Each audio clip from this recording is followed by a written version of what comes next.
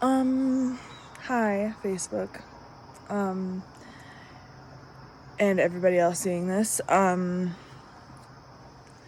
So many people keep asking me questions about what happened with Brittany, and I'm kind of sick of typing it out and explaining it, so I think it's just easier to make a video and post it, and if anyone's interested, you can watch it. If not, that's fine, because I know a lot of people are nosy too, um, so what happened was Brittany told me she had a court date on August 27th or 26th or something like that. So she bought a bus ticket. And I thought it was weird because she said her court date was in September, but she said her lawyer moved it. So I didn't understand that. But I was like, but I believed her. And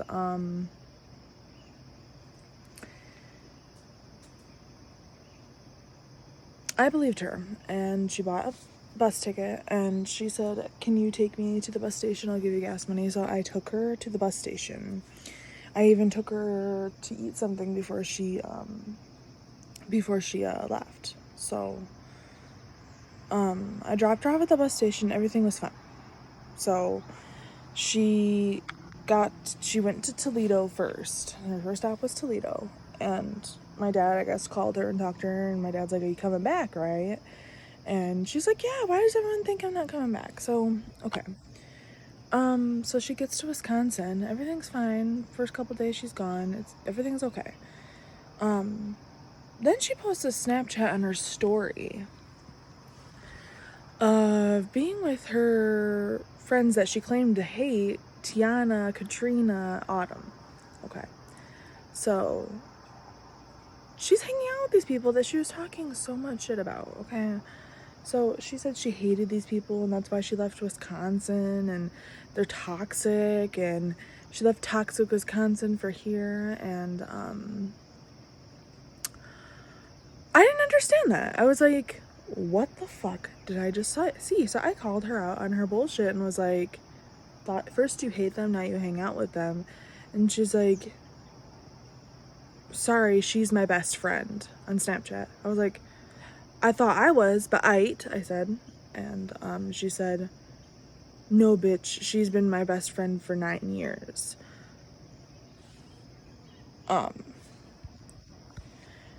And I don't remember what went on through that. I was like, I see you. And she's like, okay. And I was like, why are you doing this, or something like that. And she just was like, you're too controlling, you're narcissistic, you used me for my $6,000 that I was getting, because she's supposed to get $6,000 for her car accident she was in with her ex. Okay, so she's supposed to get like a bunch of money, all right? And she told me her lawyer texted her saying she's gonna get $6,000 if I come there this Friday, he'll give it to me. So I was like, okay. And then she spoke up and said, I'll give you $1,000 that you can do whatever you want with it. And then she'll give Bill $1,000 to go to Montana because that's what he wanted. And I never said anything about wanting that money. Okay, just want to make that clear because that'd be key in a minute. I never said anything about that money. But all of a sudden, I'm using her for money. But she told me when she was with her ex-girlfriends, or with friends, her money would be gone because they would spend it. Mind you, I never asked this girl for nothing. I never asked her for gas money unless she offered it. I never asked her for anything. And she still saved that money. So how are you going to say that about me? She knows the type of person I am, and she just didn't care at that point. She was with her friends. They manipulated her, and that's what caused this. That's part of what caused this. And she basically said, I'm not coming back. She left a whole bunch of stuff in her room. She left her shoes, her TV, desk, plastic dresser. There's a couple clothes. She left her pillows and blankets. So she left my bed and bed frame, so I'm probably just gonna throw the bed away and get rid of the bed frame.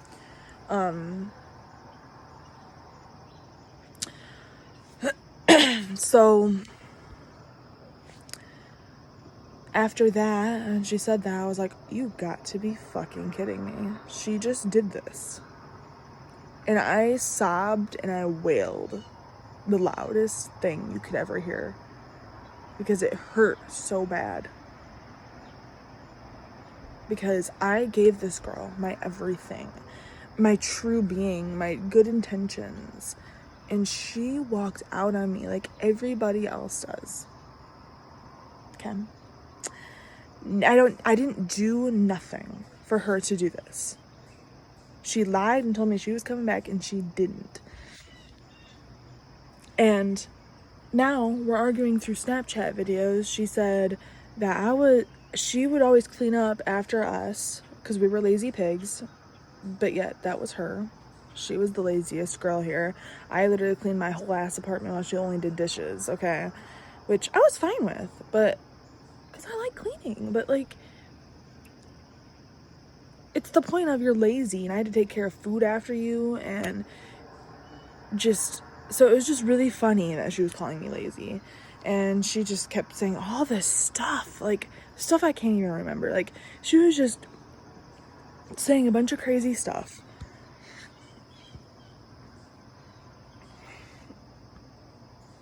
She was just going off on me, like, and I said mean things too. I am not gonna lie. I said mean things too. But not everything was mean, it was just truth. The things that I did say true is that you're a lazy bitch. You're lazy. You hardly did anything in my apartment. That was something that I said that was true. But another thing that was true is that our whole friendship was a lie. You lied to me the whole time. You live a lie. Another thing that's true is that she gets Social Security because she milks the system. She does. She gets Social Security for having depression and anxiety. And I'm not trying to offend anybody here, but like, I'm not trying to offend anybody who does get Social Security for depression and anxiety, because I know there's some people who legitimately have problems and actually can't work because of depression and anxiety. So don't take this wrong. But specifically Brittany, she milks the system because she can work. She has done it. And she keeps saying it has everything to do with her ankle and her car accident. I'm just like, no, you helped my parents move with a bad ankle. You walk around a store with a bad ankle, supposedly. I hate when she says, I can't work. I'm disabled. Well, you're not disabled because I watch you do things around here all the time. She's even worked jobs in the past, supposedly, because she can work. Okay? So that was a lie. When she would get on the Seeking Arrangements app, meet with these older men, sugar daddies as you call them, and she would lie to them for money. She lied to them about her birthday and about her Fitbit. She has lied to them about other things. She lied to this girl named Rachel, that she was into. She kept making Rachel think that she was into her, and she wasn't into Rachel, and led her on. And she probably is still leading her on right now, and I probably should give her a message because it's ridiculous. She is not really into Rachel.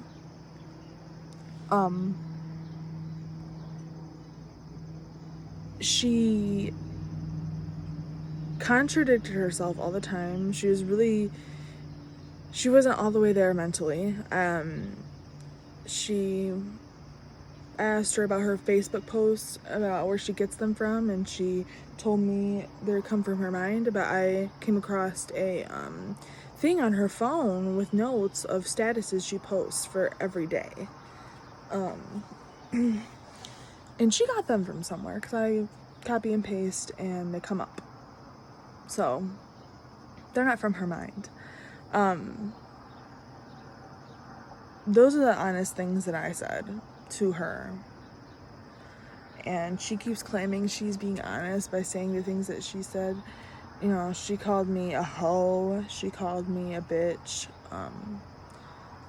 she said, you keep contradicting yourself, even though she was too. She kept saying I have to send her stuff back. She abandoned her stuff willingly, and she kept saying I had to send her stuff back. I was like, no. You have 10 days to come get it, and if you don't come get it, I'm getting rid of it. And then she proceeded to say, if I wanted that shit, I would have brought it with me. My social worker bought me a new TV. So, okay, you just gave me the okay to go sell that stuff. She screwed me over on rent. She screwed me over on bills. That's another thing too. She said she paid too much for rent. I just split it down the middle. $325, okay? Well, $330 for me, technically. I split it down the middle, and I thought that was fair. Same with the bills.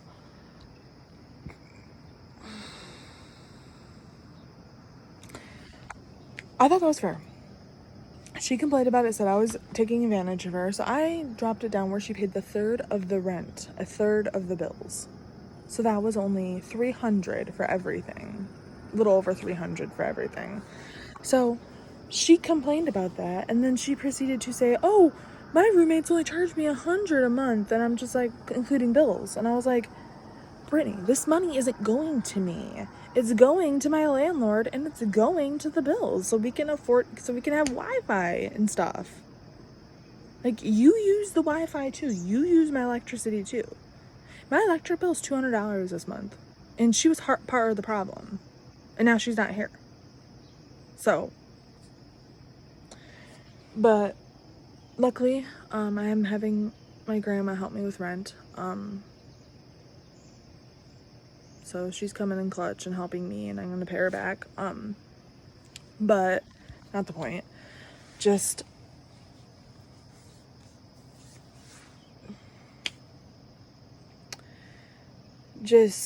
the things that came out of her mouth were beyond me. She was my best friend. I'm a human being, and she said some horrible things. And if you know me, you know the type of person I am. I am such a good person. I help everybody I possibly can when I can. I brought her into my home. I helped her, and all she did was milk me and try to say it was me. And usually people who try to bring that person down, like by calling them controlling, narcissist, and stuff like that, they are that themselves, and it's not me. And I don't know what she's going through or what broke her to make her take all this stuff out on me and make her make such a crazy decision to go back to Wisconsin, not tell me, and she lied about it. And she refuses to admit it or apologize that she left and lied, making me think she would come back. She took off with one of my suitcases. She has my pepper spray, and she has my backpack. Because I was just nice enough to lend her my stuff. And I cut my losses and lost that stuff. Pepper spray is not cheap either, and so I'm just gonna cut my losses and realize that she took stuff. So she just said the most horrid things. Her friend Tiana got in there and told me to rot in hell. Just so many horrible things that weren't even the furthest from the truth. She twisted it up in her head. Oh, and she said that if I don't give her stuff back, she would take me to small claims court and bring a cop with me so she can come get it. And I'm just like, Brittany, you can't bring a cop with you on an out-of-state matter. It's a civil matter. I gave you 10 days to come get your stuff. Sorry, my cat was scratching. You have 10 days to come get your stuff, or I'm getting rid of it. And then she's like, LMAO, I'm just kidding. My social worker about, she knew she was full of shit the whole time. She contradicted herself doing that. And I wasn't scared because she knew damn well there's nothing she could do about her stuff. She abandoned it. She left her keys and abandoned her stuff. So I'm probably gonna end up selling it for all the loss she gave me with money. So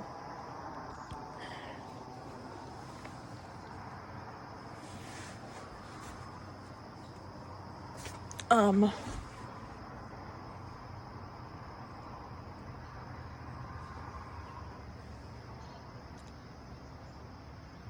but I have been depressed ever since this happened.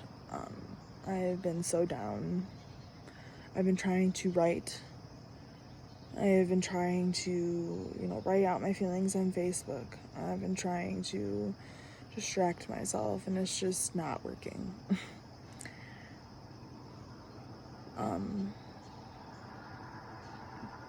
I lost a big part of my life. Like, I gave her my all, and I have another person that walked out on me. And it's just, it's indescribable what I'm feeling right now. I feel like I was just abandoned all over again, but at the same time, I'm kind of glad she's gone too. There's a lot of things that bothered me about her living with me, and I'm kind of glad that's just out of my stressor. But at the same time, I'm completely devastated and I'm completely broken. Because I gave this girl everything and she left, as everybody else does. And people wonder why I have trust issues, or people wonder why I don't get close to people, and that is why. And she knew damn well how I felt, because it took me so long for me to get close to her. Because she knew the things, like, she knew everything that I've been through, and she did not care. Not a little bit. So that's why me and Brittany aren't friends anymore.